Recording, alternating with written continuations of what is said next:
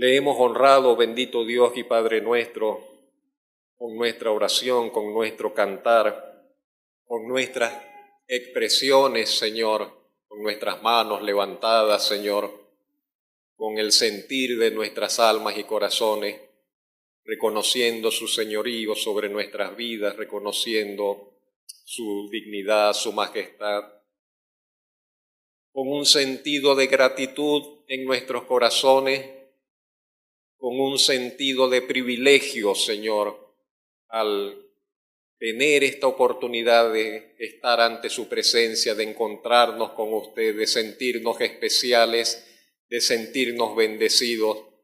¿Cómo no sentirnos privilegiados? Y por ello le agradecemos en esta mañana también, Señor, y le alabamos, bendito Dios y Padre nuestro, por haber enviado a usted un Salvador que hizo posibles todas esas realidades y bendiciones para nosotros, que no lo merecíamos, que nunca seríamos merecedores de ellas, pero a usted le plació escogernos para tales propósitos y bendiciones, y le damos gracias por ello, Señor. Ahora, cuando nos disponemos a reflexionar en usted, Señor, en la misma persona suya, en sus propósitos, en su obrar, por medio de la exposición de su palabra, pedimos que nos bendiga usted, Señor, nos asista con su Espíritu Santo, ilumine nuestras mentes y corazones, alumbre, Señor, nuestras almas, de conformidad con sus propósitos y buena voluntad para con nosotros. En Cristo Jesús, Señor y Salvador. Amén. Sabe que Dios, podríamos decirle, y quiero decirle hoy, que pensemos en Él como el Dios que es el Dios de anuncios increíbles. Dios es un Dios de anuncios increíbles. Lo que Él anuncia, lo que Él proclama, lo que Él ofrece, nadie más lo ofrece, y son cosas tan grandes que las personas cuando no le conocen dudan y dicen, pero es que eso es imposible. Pero precisamente Dios es ese tipo de Dios, que hace anuncios increíbles, que hace anuncios asombrosos, ¿no? Y cuando nosotros comenzamos a leer la Biblia, una de las primeras cosas que notamos es esa característica en Dios, ese tipo de anuncios que únicamente Él ha hecho, y de lo cual no hay paralelo en la historia humana, ni en la literatura humana, ni en los falsos dioses, ni en la religiosidad, ni en la historia de la religión, en los supuestos dioses con D pequeña, entre comillas, de todas las naciones. No hay dioses que hayan hecho los anuncios que ha hecho el Dios con D grande, el Dios único y verdadero, el Dios nuestro. Bendito sea su nombre por siempre. Son ese tipo de anuncios increíbles, de proclamas, que sobrepasan las leyes de la realidad, de la naturaleza, y que nos muestran, nos dejan como que entrever, no lo vemos claramente, pero allí detrás del velo, como una cortina que se transparenta, vemos allá brilla detrás, allá se ve. Y de esa forma vemos a través de las palabras, porque siempre con todo y todo de que la Biblia es la palabra de Dios, no vemos claramente a través de ella. Y es como un filtro y está allí y más o menos vemos y percibimos la realidad de aquello que Dios quiso revelarnos de sí mismo. Pero allí encerrada en ella la promesa de que un día le veremos tal como Él es, cara a cara. Y entonces veremos, de esto, así era como se percibía. Bendito sea el nombre del Señor. Decir que Dios ha hecho anuncios es decir ciertamente que Dios ha hablado. Por supuesto, la palabra de Dios no nos presenta a un Dios mudo, no nos presenta a un Dios que está allí silente, que creó el universo, que creó el mundo y no se comunica con sus criaturas, o dejó ese hecho a la intuición, que cada quien intuya, que cada quien más o menos se haga una idea de cómo Dios habla. No, Señor. Dios no obró de esa forma, sino que Dios se reveló y Dios habló en un lenguaje claro e inteligible con los hombres. Dios habló. Y es el registro que tenemos en las Escrituras. Tenemos una Biblia, y la Biblia, entre otras cosas, no solo es el registro histórico de acontecimientos históricos relacionados con el pueblo escogido de Dios, sino que la Biblia es el registro del hablar de Dios, de la proclamación de los mensajes de Dios, de la forma y lo que Dios dio a conocer a su pueblo, a sus hijos, a lo largo de la historia. Los instrumentos usados por Dios, por supuesto, para ese hablar, fueron los que nosotros conocemos en la antigüedad como los profetas. Un profeta básicamente era un mensajero de parte de Dios. Los profetas eran personas escogidas por Dios mismo para ser sus mensajeros, aquellos que iban a llevar la palabra de Dios a la nación, la palabra de Dios a una persona, la palabra de Dios a una familia, la palabra de Dios a los pueblos. Los profetas eran los mensajeros de Dios. No necesariamente iban a anunciar el futuro. Eso sería predicción. Pero llevaban un mensaje de parte de Dios al pueblo. Eso les hacía profetas. Pero muchas veces la profecía incluía también predicciones acerca del futuro. Y entonces allí se vuelve el mensaje de Dios todavía más interesante, se vuelve la palabra de Dios más llamativa, porque entonces, o sea que es un Dios que puede predecir el futuro, y entonces sí, precisamente Él se presenta a sí mismo y Él dice, no hay nadie como yo. Así habla Dios en esos términos y dice, no hay otro Dios como yo que pueda anunciar el futuro desde antes, que pueda anunciar las cosas que van a suceder antes de que sucedan. Así lo presenta, por ejemplo, en Isaías capítulo 46, versos 9 al 10. Dice, yo soy Dios y no hay otro Dios y nada semejante a mí, que anuncio lo porvenir desde el principio y desde la antigüedad lo que aún no era hecho, que digo, mi consejo permanecerá y haré todo lo que quiero. Gloria a Dios por eso. Y en esa cualidad y capacidad de Dios, antes de anunciar las cosas antes de que ocurran, dijimos, se llama predicción.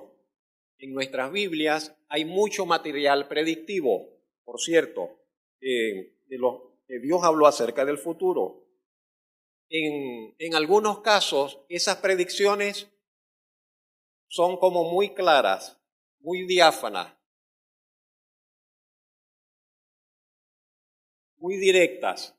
En otros casos, esas predicciones son como una nube que no hay claridad, son muy nebulosas, difíciles hasta el sol de hoy de saber a qué se refieren con exactitud.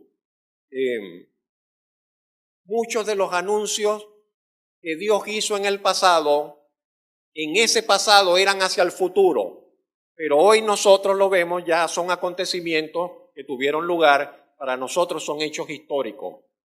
En el momento en que fueron proclamados, estaban apuntando hacia un mañana, se cumplió lo que Dios anunció y ya hoy nosotros lo vemos como sucesos históricos. Pero mucho material predictivo en nuestras Biblias todavía no se ha cumplido y espera por su cumplimiento y sigue aún en el futuro.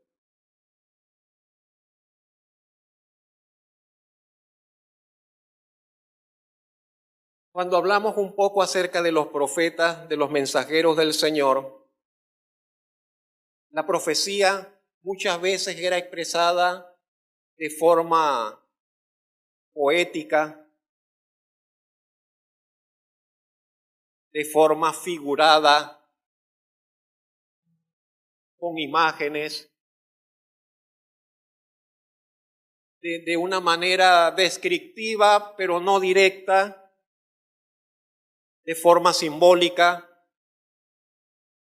Los entendidos del lenguaje dirían de forma metafórica, con las ventajas y dificultades que ello implica. Ventajas porque a veces una imagen, como suele decirse en el lenguaje popular, en ocasiones una imagen habla más que muchas palabras. Pero no siempre es así. No siempre es así. Pero muchísimas veces la profecía fue presentada de forma con imágenes, haciendo uso de imágenes, de figuras, de que la persona, el pueblo tenía que más o menos imaginarse con lo que se le estaba describiendo. Por cierto, recuerde usted, por ejemplo, las enseñanzas del Señor Jesucristo, que no eran profecías, pero la enseñanza del Señor Jesucristo, el uso muy frecuente que hizo el Señor Jesucristo de las parábolas, por ejemplo, en sus mensajes y enseñanzas. ¿Y quién se olvida de eso? ¿Quién se olvida de aquella mujer que se le perdió una moneda y barre y revisa toda la casa hasta encontrar la moneda? Y el Señor Jesucristo dijo, así es el reino de los cielos, como la mujer que se le perdió la moneda y comienza a barrer toda la casa hasta que la encuentra y dice, reúne a sus amigas gozosa porque dice, encontré la moneda. ¿Quién se puede olvidar de ese relato?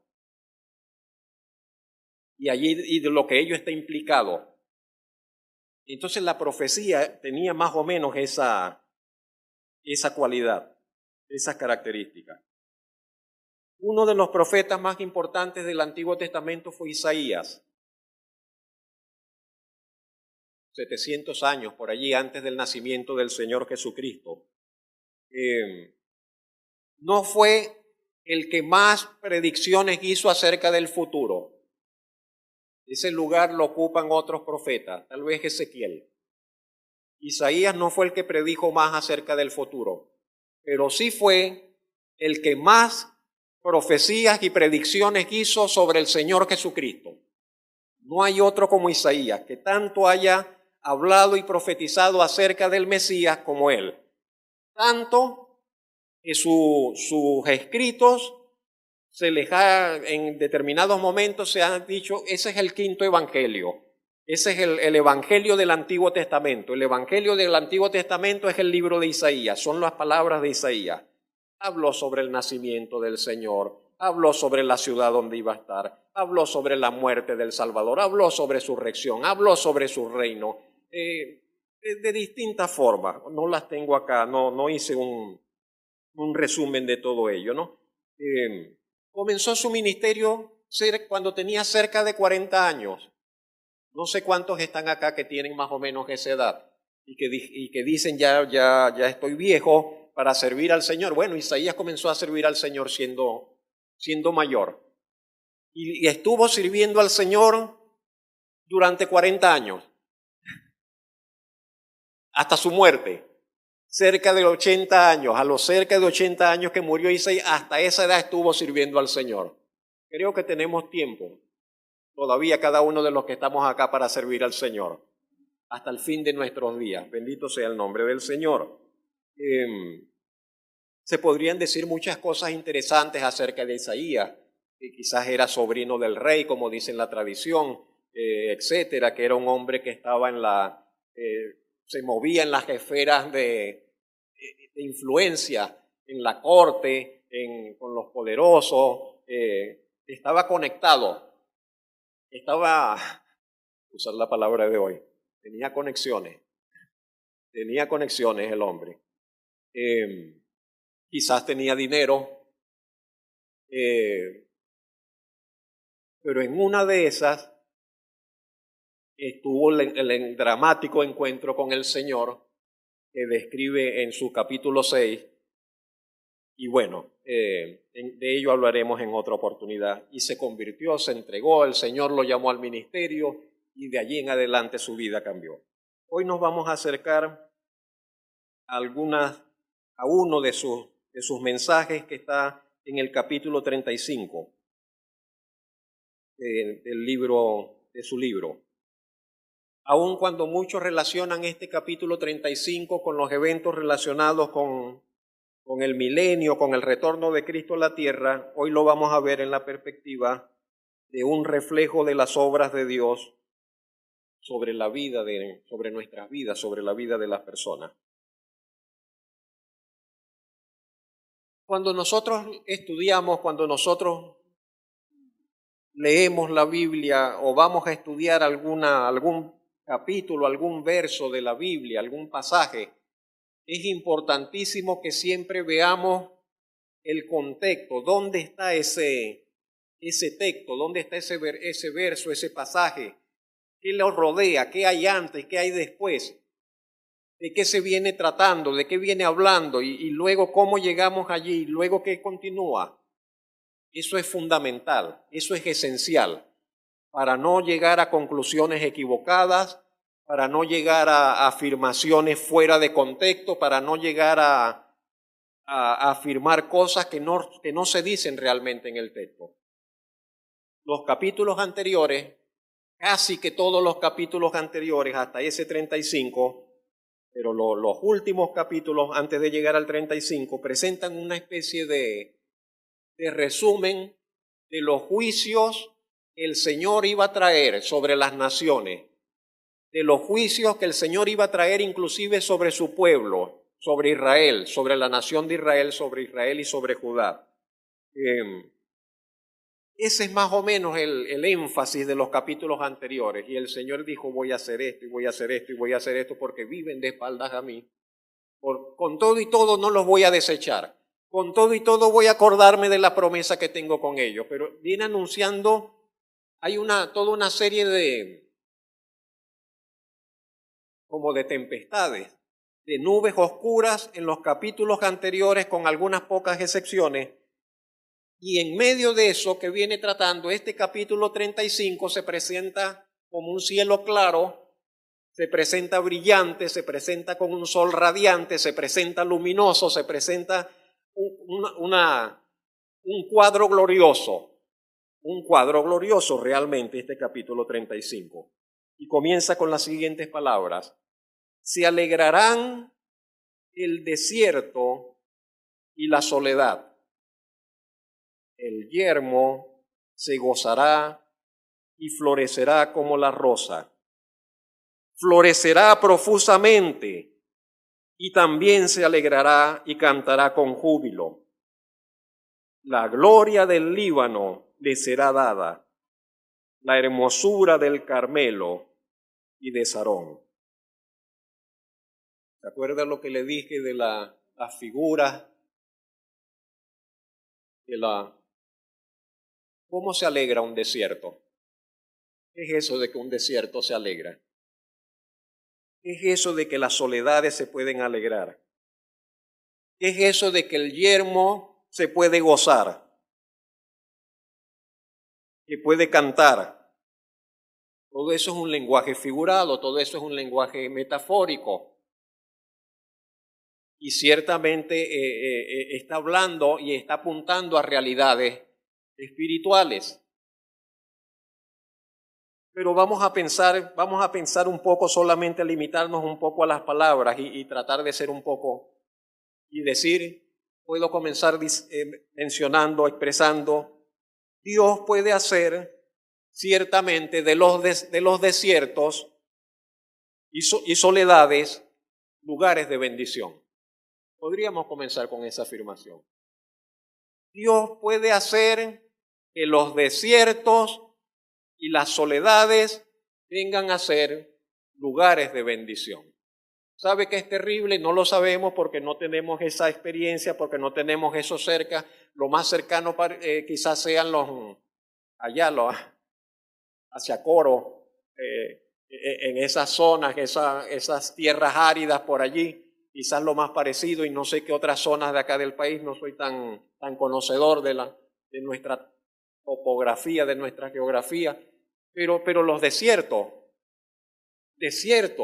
zonas áridas, zonas donde no hay vegetación, donde no hay agua, donde no hay vida prácticamente. Y que estar perdido perderse, extraviarse en un desierto es sinónimo de muerte, porque de allí no vas a salir, no vas a sobrevivir. Y entonces que Dios diga, el desierto y la soledad se van a alegrar.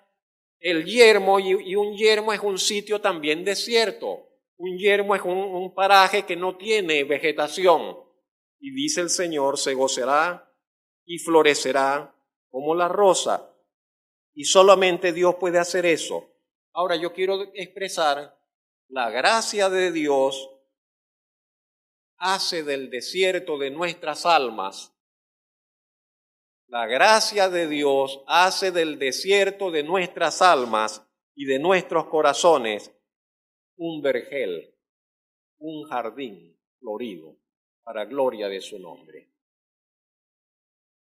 Dice el verso que leímos que le sería dada la gloria del Líbano. Y el Líbano se refiere todavía al país que conocemos hoy, que está allá en el oriente, en la frontera, el Líbano. Que estaba allí en la pugna, con la guerra, que está allí, en la frontera.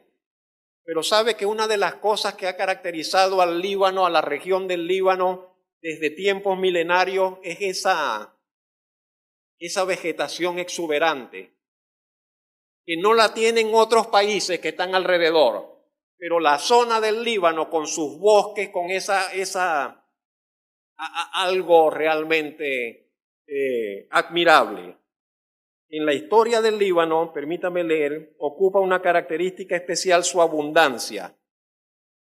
Tiene mayor densidad de bosques que la mayoría de los países de la región. Y en las zonas montañosas del Líbano se pueden encontrar pinos, robles, abetos, hayas, cipreses, enebros y otros más. Recursos naturales, fuentes de agua. Desde los tiempos del rey Salomón, ¿sabe dónde buscó Salomón la madera? Del Líbano. Desde los tiempos del rey Salomón, el cedro del Líbano simboliza la felicidad y la prosperidad. Es una matica pequeña. Yo quisiera tener un cedro de eso. No sé dónde lo voy a sembrar. 40 metros de altura. Sáquenle cuenta.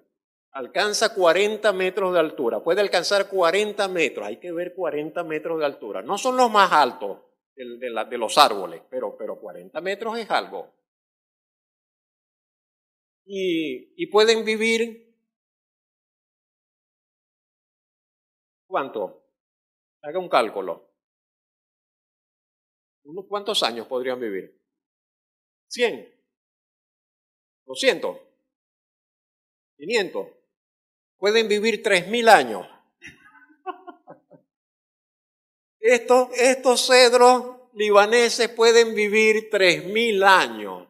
Pueden estar allí durante 3000 años de edad. Entonces dígame usted, si no es válida la comparación, cuando, por ejemplo, la palabra de Dios dice en el Salmo 92:12, el justo florecerá como la palmera y crecerá como el cedro en el Líbano. Dígame si no es un sinónimo de bendición. Entonces allí se presenta la figura de ese cedro del Líbano como alguien que está estable, que permanece por mucho tiempo, que está allí inconmovible bajo la bendición del Señor. Entonces allí cuando en el verso de Isaías leemos que le será dada la gloria del Líbano, podemos entender más o menos de qué se trata, ¿no? Dice también la hermosura del Carmelo. Y ese Carmelo nos tiene que recordar, era el monte. Allá donde estuvo Isaías no. Elías con los falsos profetas, con los profetas de Baal, en la cumbre del Carmelo. ¿Recuerda? El monte Carmelo era uno de los montes, y este monte también estaba caracterizado porque en toda una zona del monte también mucha vegetación, hermosa vegetación, y se podía decir es un monte precioso, la hermosura del Carmelo. ¿Qué otra cosa mencionar?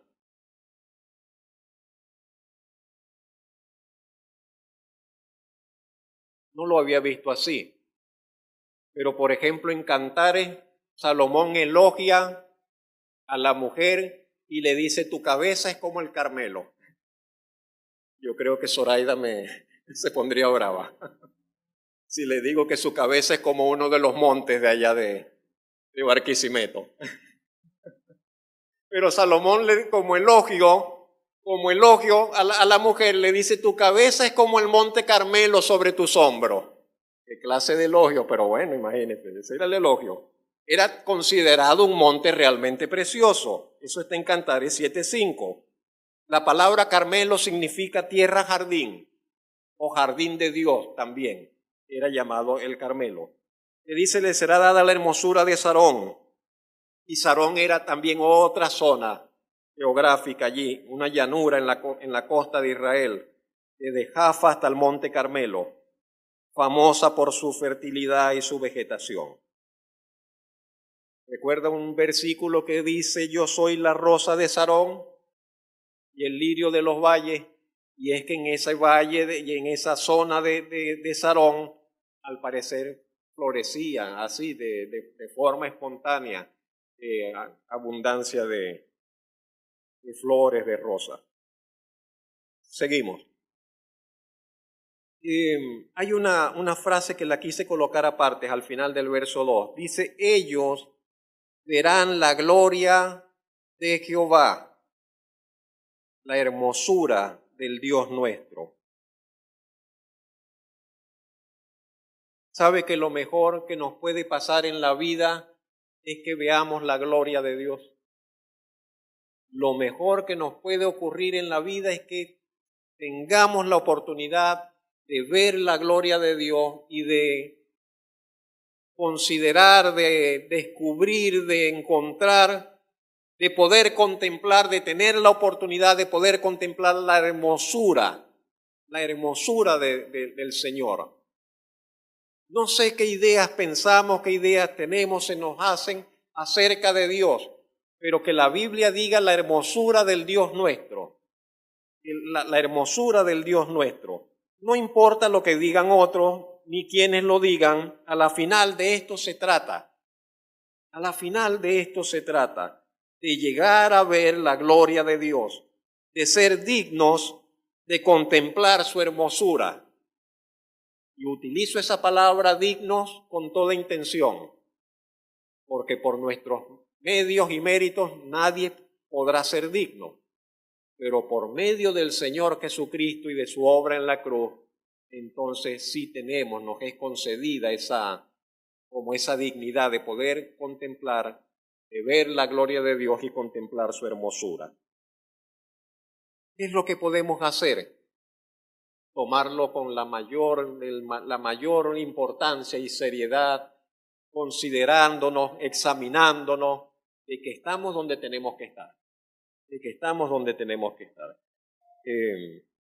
para que así nos aseguremos de ver la gloria del Señor, la hermosura del Dios nuestro. Verso 3. Fortaleced las manos cansadas, afirmad las rodillas endebles, decid a los de corazón apocado, esforzaos, no temáis, he aquí que vuestro Dios viene con retribución, con pago, Dios mismo vendrá y os salvará.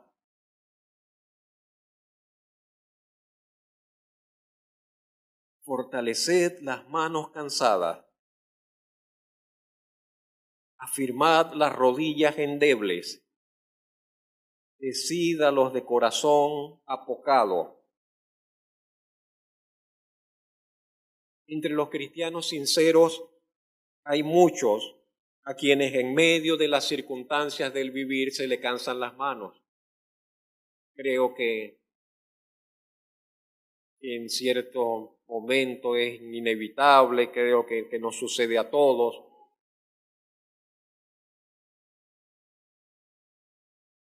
A otros que se le debilitan las rodillas, o el corazón se les arruga, y el corazón se les apoca, y el corazón está allí latiendo temeroso. Para ellos y para los que se sienten débiles y temerosos están dirigidas estas palabras de esta sección del mensaje. Y el llamado es uno solo. El profeta dice, el Señor dice, díganle a estas personas, díganle a ellos que recobren el ánimo. Cuando dice fortaleced las manos cansadas, decid a los de corazón apocado, esforzaos, no temáis.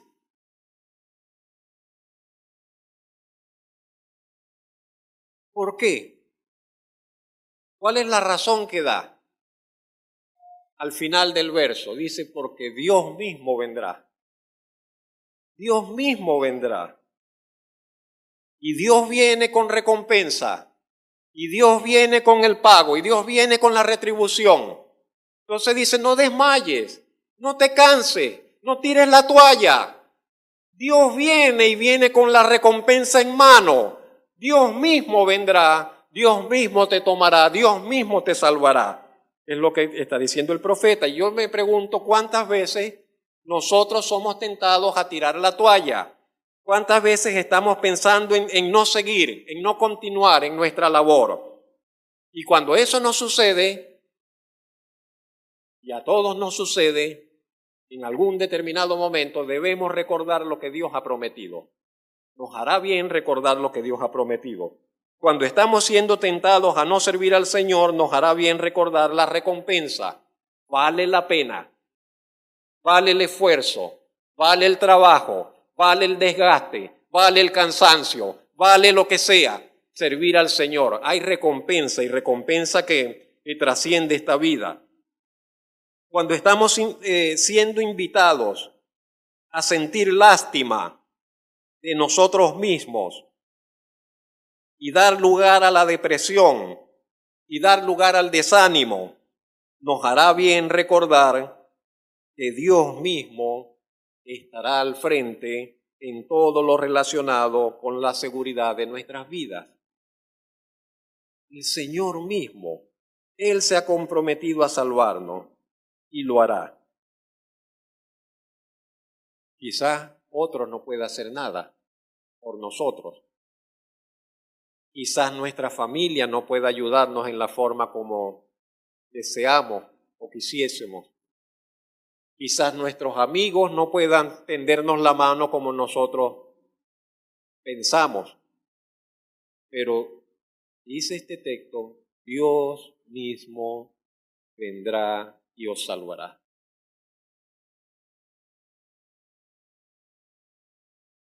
Verso siguiente dice, entonces los ojos de los ciegos serán abiertos y los oídos de los sordos se abrirán. Entonces el cojo saltará como un ciervo y cantará la lengua del mudo, porque aguas serán cavadas en el desierto y torrentes en la soledad. El lugar seco se convertirá en estanque y el sequedal en manaderos de agua. En la morada de chacales, en su guarida, será lugar de copas,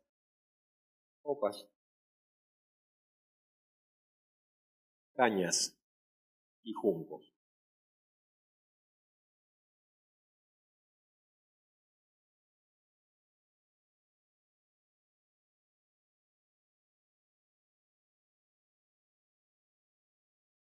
El Señor dijo por medio de Isaías que Dios abriría ojos y oídos, y con ello se anunciaba el tiempo que vendría por medio del Señor Jesucristo. Y la manifestación, ¿sabe? La manifestación de Dios en la historia ha sido progresiva. Uno es el conocimiento de Dios que tenían los hombres en los tiempos de Abraham. Otro es el conocimiento de Dios que tenían los tiempos que alcanzaron los hombres en los tiempos de Moisés. Otro es el conocimiento del Señor que alcanzaron los hombres en el tiempo de los profetas. Y todavía otro y mayor es el conocimiento del Señor que hemos alcanzado nosotros después del Señor Jesucristo, de la venida del Señor Jesucristo, de la encarnación, de la venida, de la muerte y resurrección del Señor Jesucristo y de los escritos de los apóstoles del Señor Jesucristo. La revelación de Dios ha sido progresiva, en creciendo a lo largo de la historia. Y cuando Isaías dice, los ojos serán abiertos, los oídos serán abiertos, no se limitaba solamente a un suceso que tuvo lugar y ya, sino que progresivamente a lo largo de la historia Dios ha estado haciendo eso. Y el símbolo gráfico es cuando el Señor lo hizo físicamente en las personas que estaban allí. Y le mandan a preguntar y él dice, bueno, díganle, los ojos, los ciegos ven, los cojos caminan, los sordos oyen y a los pobres es anunciado el Evangelio. Con eso saquen la cuenta, en qué tiempo estamos y de quién se trata, de quién está acá. Pero no quedó allí, no quedó allí.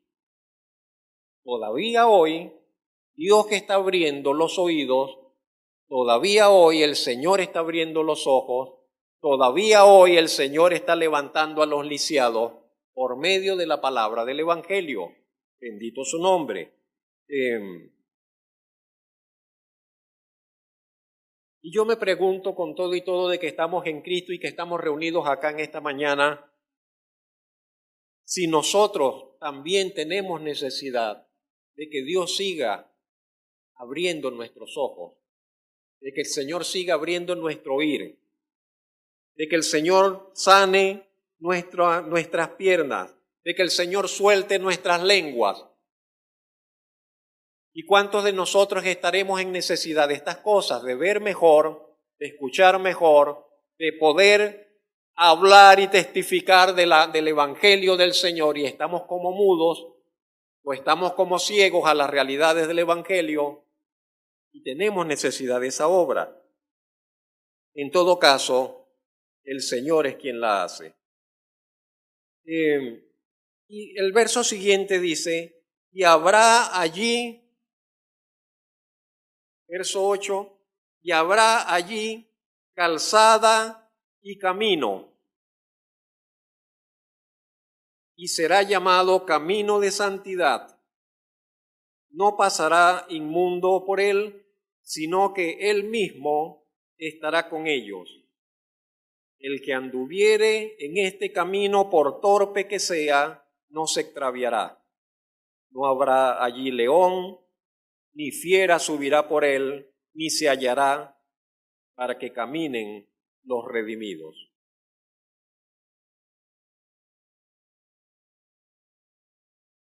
La mayoría de los caminos pueden ser vistos a la distancia. Generalmente vemos y usted puede ver las perspectivas. Desde cierta distancia vemos la perspectiva y las características del camino. Si es recto, si tiene curvas, si sube, si baja, lo vemos a la distancia. Podemos apreciar parte de sus características. Y cuando se ve el camino de Dios, cuando se ve el camino que el Señor ha preparado para los suyos, hay algunas cosas que se nos dicen. Algunas cosas se nos dicen en esta frase.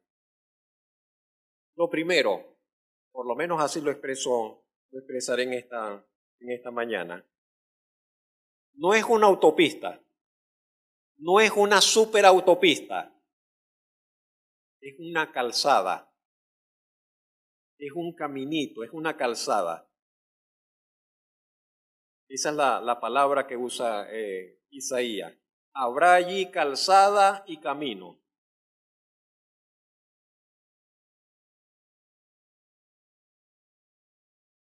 Y esto creo que debe transmitirnos la idea de que en nuestro andar con el Señor, en nuestro andar con Dios, vamos paso a paso, poco a poco, sin carrera, sin correr, tenemos que ir paso a paso, poco a poco progresando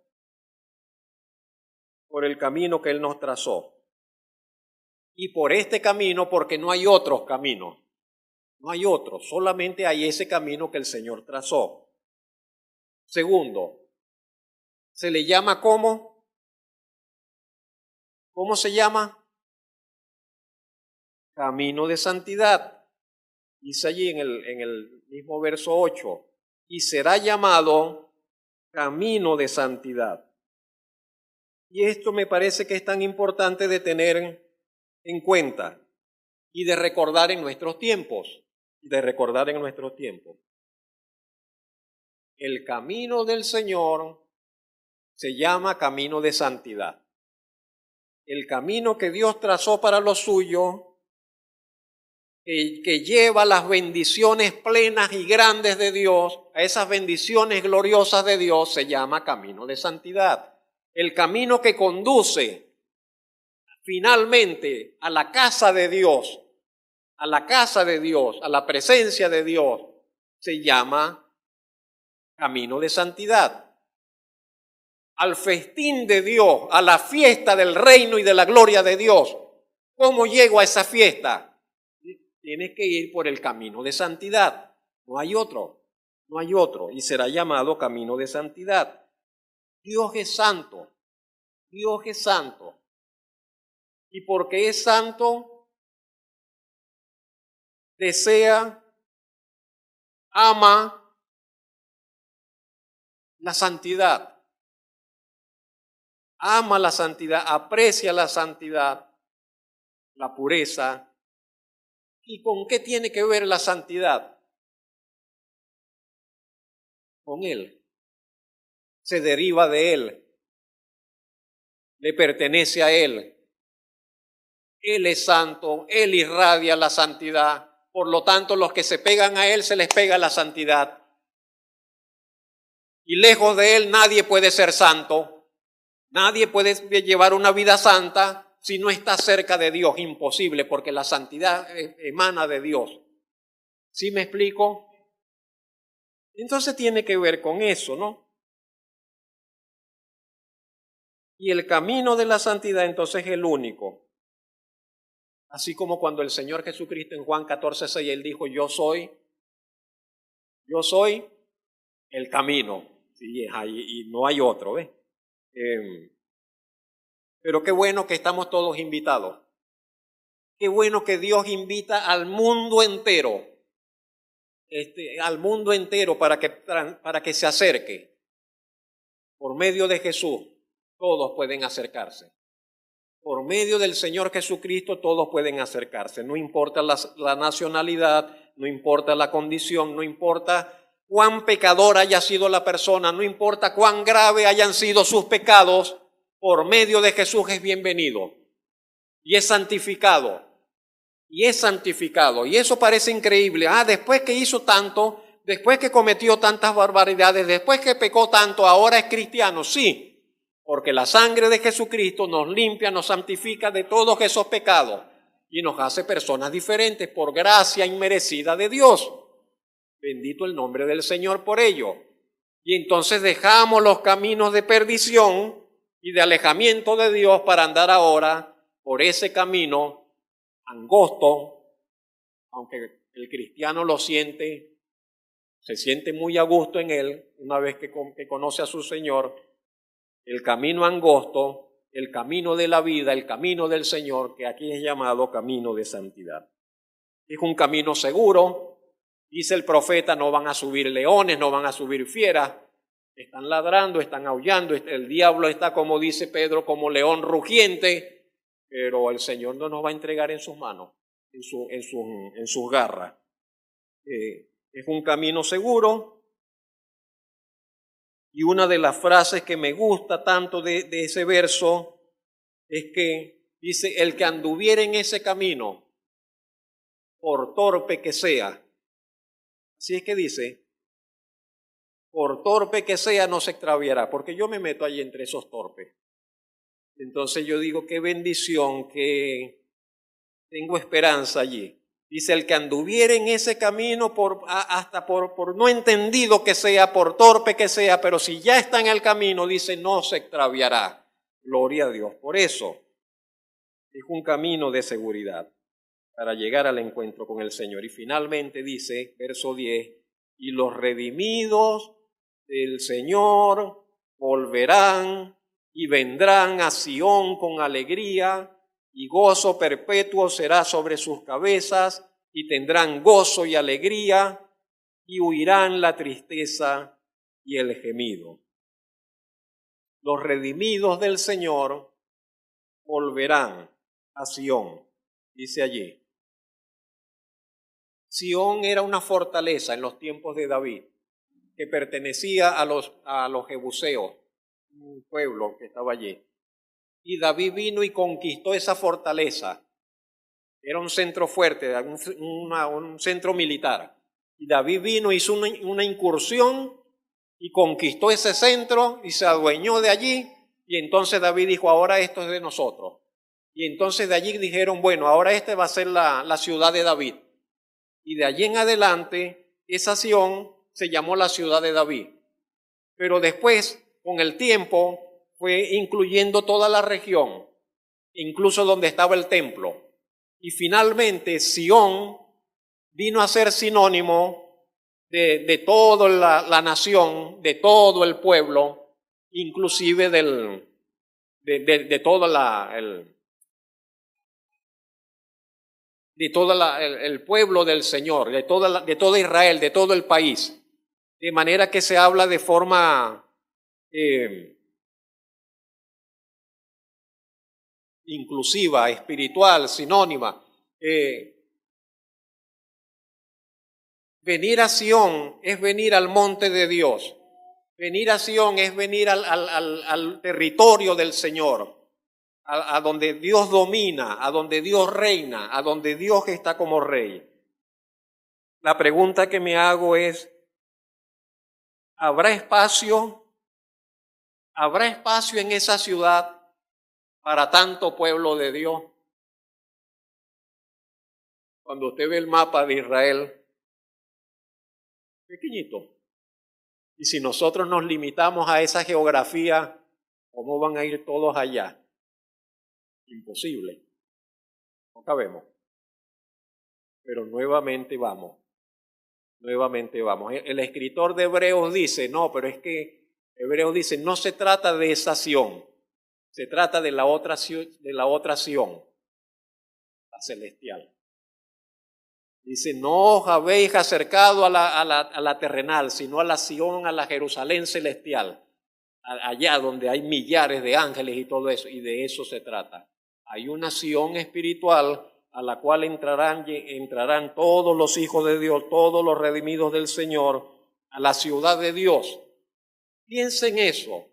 Vamos a entrar a la ciudad de Dios, vamos a entrar por las puertas de la ciudad de Dios y lo haremos con alegría, como dice acá el profeta, sin vestigio de tristeza, sin lamento en nuestras bocas, ni en nuestros corazones, ni en nuestras almas, coronados con gozo perpetuo, porque dice gozo perpetuo será sobre sus cabezas. Y la tristeza y los lamentos que tanto nos acompañaron en esta vida. ¿Sabe que es difícil andar en esta vida sin un lamento, sin una tristeza? Pues pasamos 2 días bien y al tercer día viene un problema. Pasamos un día bien, al otro día viene otra situación. Pasamos una temporada feliz y al otro día, ahí estamos otra vez. Pero cuando estemos en ese cumplimiento de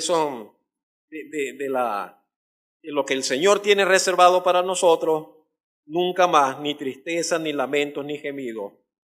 Definitivamente solo Dios puede hacer tales anuncios, mis hermanos. Anuncios, diríamos, increíbles. ¿Contradice eso la palabra? No, anuncios asombrosos, pues. Pero hoy los llamamos así. Gloria sea a Dios por ello. Y a su nombre. Bendito el nombre del Señor. Póngase un minutico de pie, si le es posible. Vamos a dar gracias, David. Vamos a entonar algo. Vamos a prepararnos para tomar la cena de el Señor.